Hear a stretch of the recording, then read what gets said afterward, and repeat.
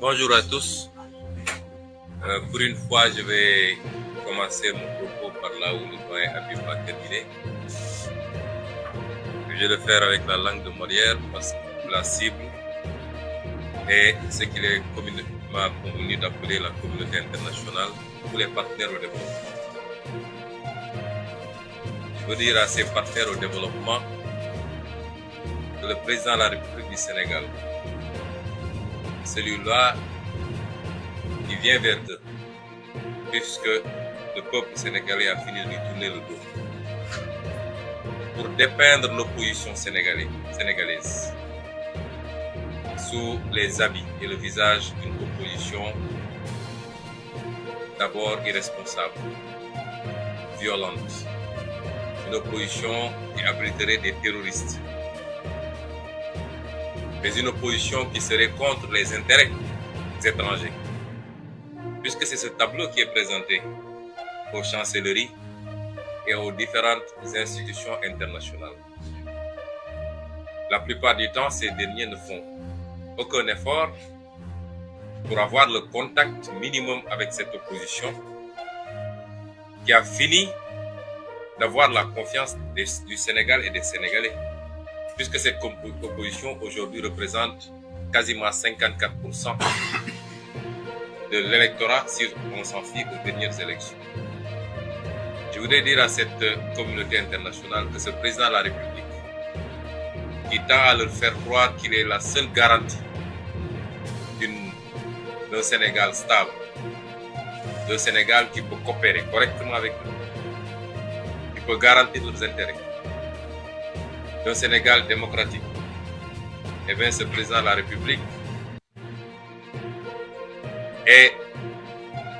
ce garant de la gabegie,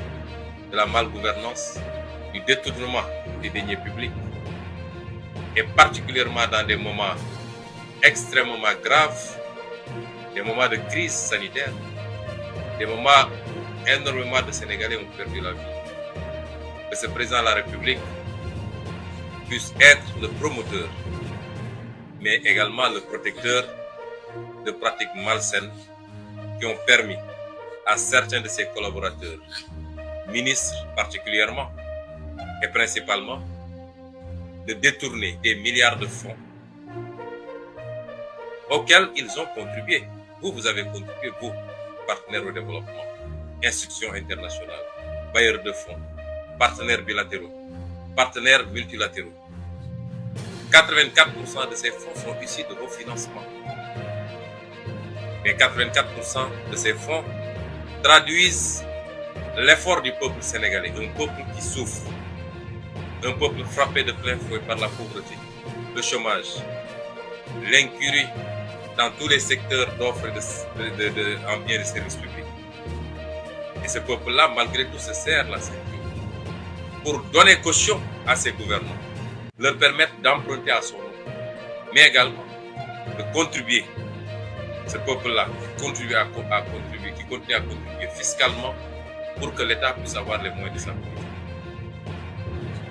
Ce président de la République-là est le garant de ce système. Ce n'est pas seulement à ce niveau-là, puisque les rapports, il y en a encore et encore. Le dernier rapport sur le Sénégal du département d'État a souligné que des institutions, des instances, des organes ont été mis en place pour contrôler la gouvernance publique, mais que souvent leurs rapports ne sont pas suivis d'effet. Je vous ai rappelé que dernièrement, la présidente sortante d'OFNAC a dit que rien que l'OFNAC a aujourd'hui plus de 40 dossiers sur la table du procureur. 40 dossiers de détournement de deniers publics. C'est des dizaines, voire des centaines de milliards. Et c'est cet homme-là qui vient se présenter à vous comme étant un messie et vous faire croire qu'il peut violer encore la constitution du Sénégal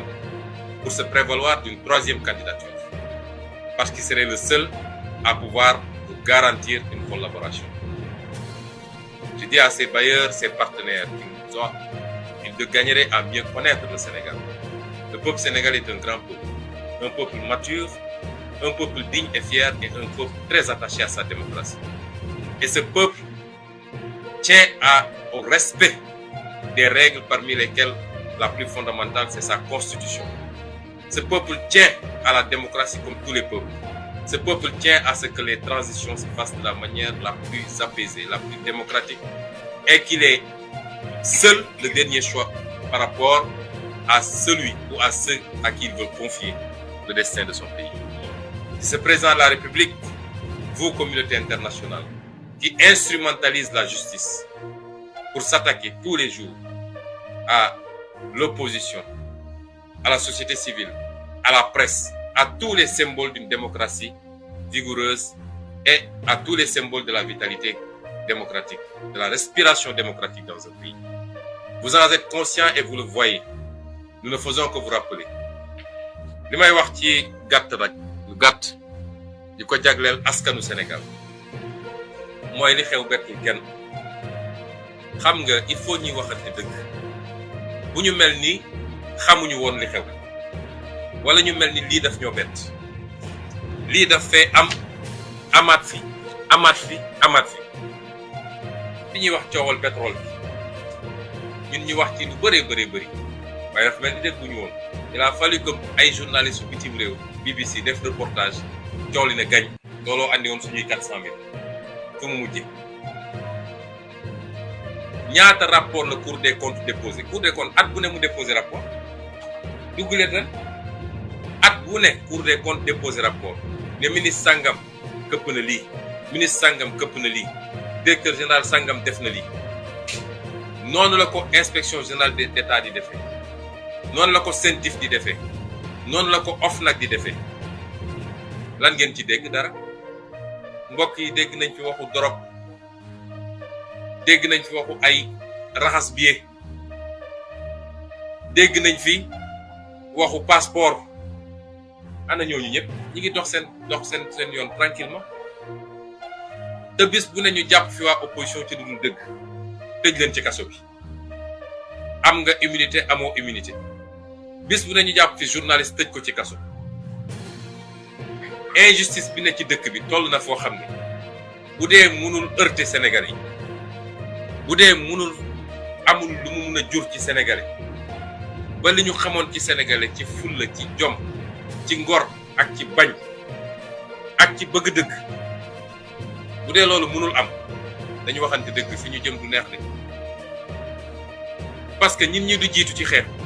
bi métti na ci ñun trop ku leen wax ni méttiwul mi ngi wax lu ko neex waaye ñun lan la ñuy xeex ak kan la ñuy xeexal bu ñu doxee nag ba ñi doon xeex ñëpp banque seen yoxo réew mi dina dugg ci guuta goo xam ne mara day taali te askan nag moo mëne lii di xew ci réew mi France bee Nicolas Sarkozy président de la République tey ñu ngi koy topp ci lan surfacturation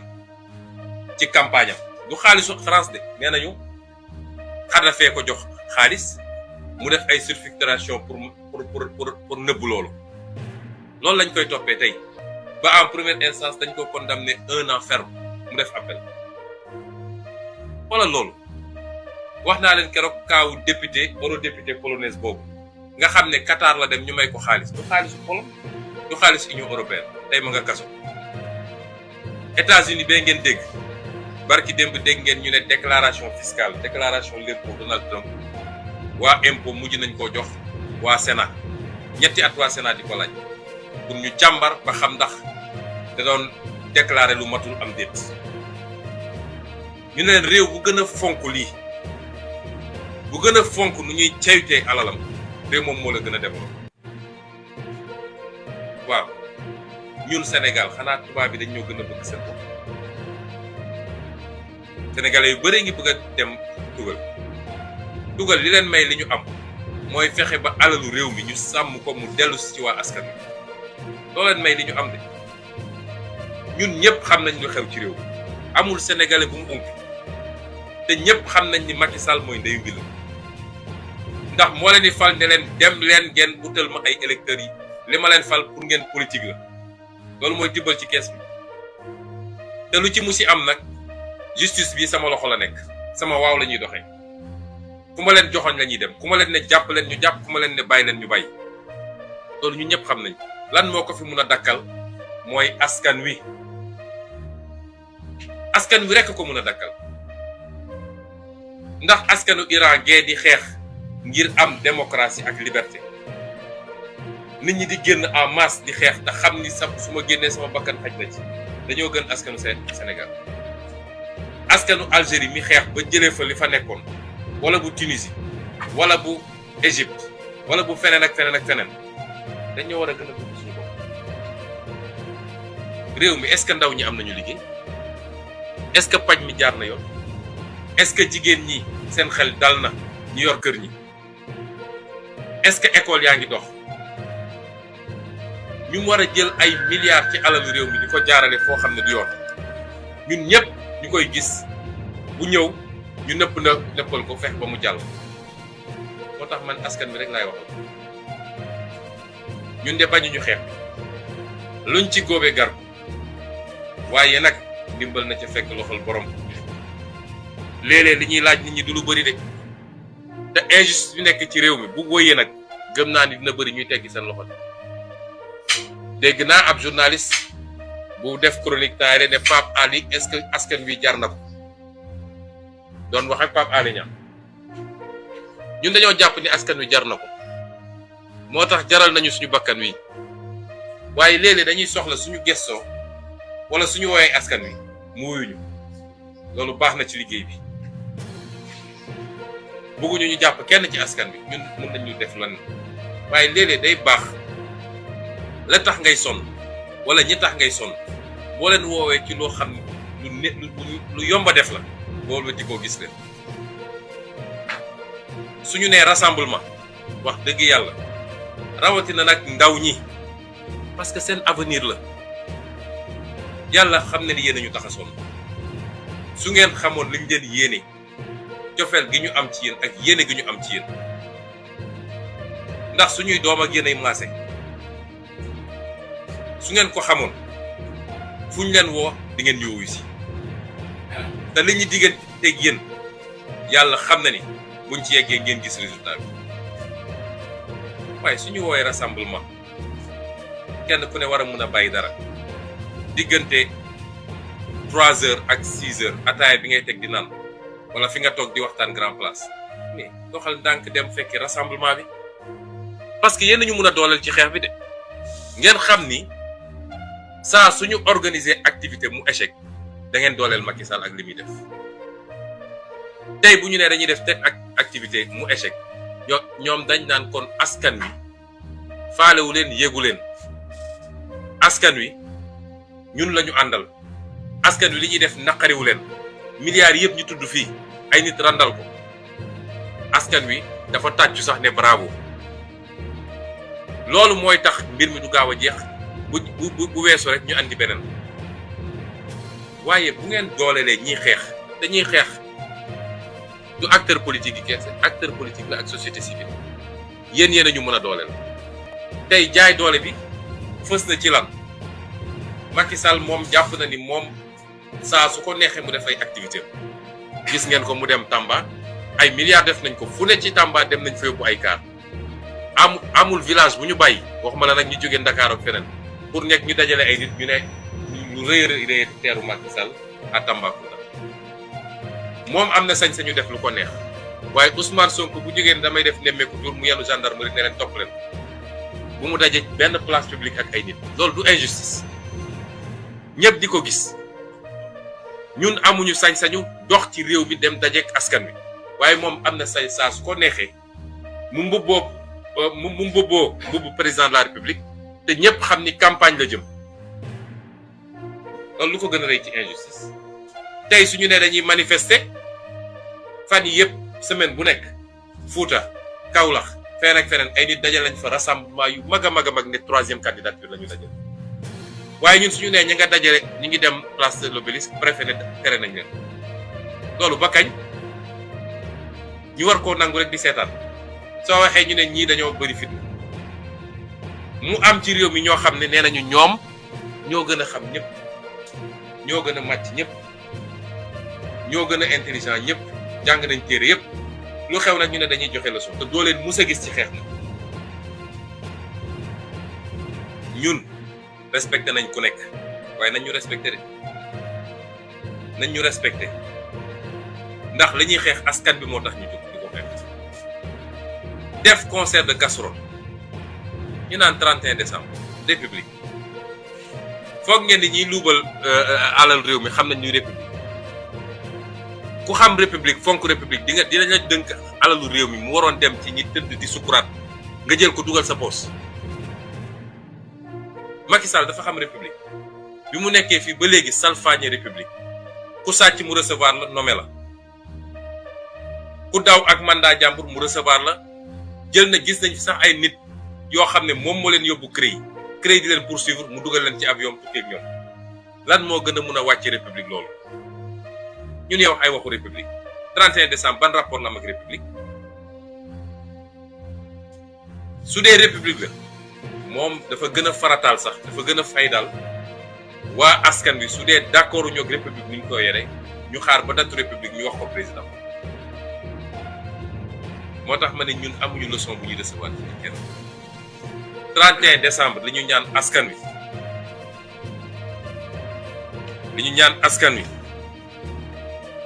mooy concert de casserole dañ leen ci woowoon le 22 juin su ma juumul bañ leen di woo ci concert de casserole lan moo doon taxoon ñu woo leen mooy suñu liste élection législative bi ñu téewoon du woon alalu réew mi de du woon alalu réew mi du pétrole réew mi dañu ne suñuy liste yu gars yi téye te waruñu koo téye ngeen wuyu ci loo xam ne dafa kay woon sax suñu gat tubaab nag danaan qui peut le plus peut le moins mooy bu dee liñ leen woon suñu affaire la ñun Yewwi Askan Wi donte ñun jàpp nañ Yewwi Askan Wi mooy askan wi tey suñu leen woowee ci xaalisu alalu réew mi ñu luubal ak danger yi am ci démocratie Sénégal tey nga xam ne 2023 bii Khalifa Ababacar ñaanaat ñun ñëpp ñuy ñaan waaye xel mën naa tey 2023 bi ku ko xam ak ku ko xamul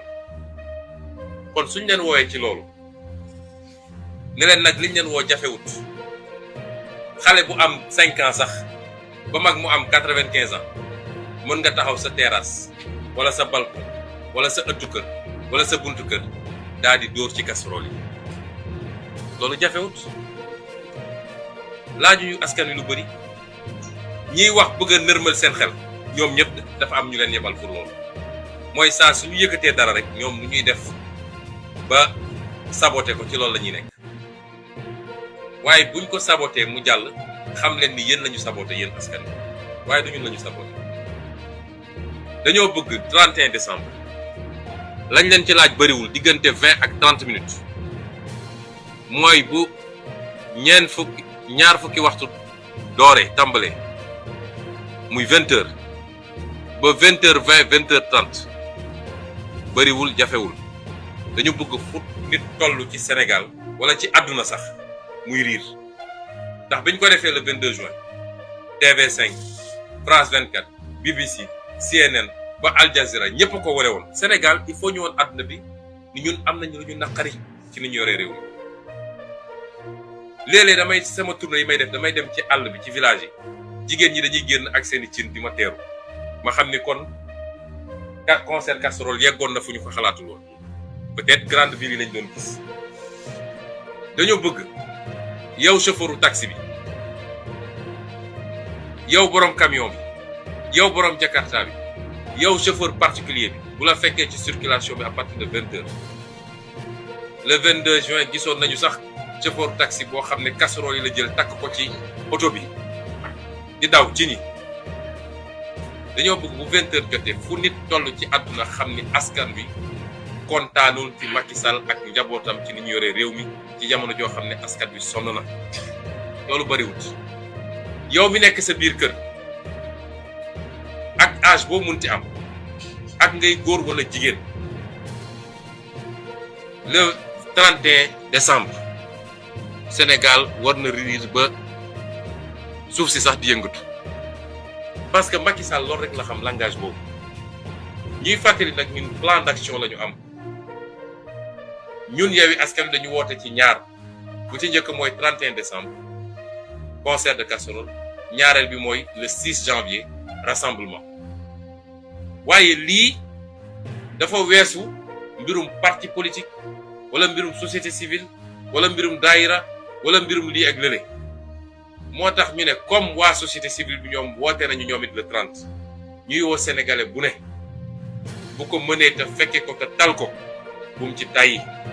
na jóg dem place de l'Obélisque dooleel société civile également ci woote bii mu woote lii de du lu bëri lu ñu laaj askan wi te nag askan mooy changer réewam kenn du ko changer ci place kon ñu ngi leen di gërëm di leen sant di ñaan yàlla mu yokk ñu sutura yokk jàmm ci réew mi may ñu Macky Sall ak ñi mu àndal nga xam ne nitu fitna lañu te fitna bi li leen ciy dooleel mooy ni ñuy utiliser police gendarmerie ak justice yàlla nañu yàlla tàqaleeg ñoom ci jàmm yàlla nañu yàlla tàqaleeg ñoom ci jàmm yéene yi nga xam ne yéene yu bon la ñu am ko ci réew mi am ko nit ñi yàlla na ko yàlla wëlbati ci ñoom di dellu ñaanal nag suñu kilifa Serigne Salif Mbacké nga xam ne taxawaayam ak liggéeyam ci Sénégal ñëpp xam nañu tey yàlla def muy anniversaire bi muy wàcc liggéey yàlla na ko yàlla yërëm jéggal ko yokk leeram fi mu tëdd daas ñu ci barkeem li mu mus a liggéey ak li mu mus a ñaan te yàlla nangu ko yàlla na ko yàlla tasaare ci Sénégal tasaare ko ci àdduna di nuyu Serigne Cheikh Salif Mbacké di sama sëriñ di sama baay yor xilaafa gi tey di ñaan yàlla may ko wér-gu-yaram may ko gudd fan bàyyi ko fi lu yàgg-yàgg liggéey bu rëy bi muy def te ñëpp teg ci bëtam diggante daara ji ak tool yi ak tabax ay jàkka yàlla na ko yàlla yokk ci liggéey boobu ñu ngi leen gërëm di leen sant asalaamaaleykum. Voilà, je vous remercie à tous et voilà, on en a fini. Merci beaucoup. Merci.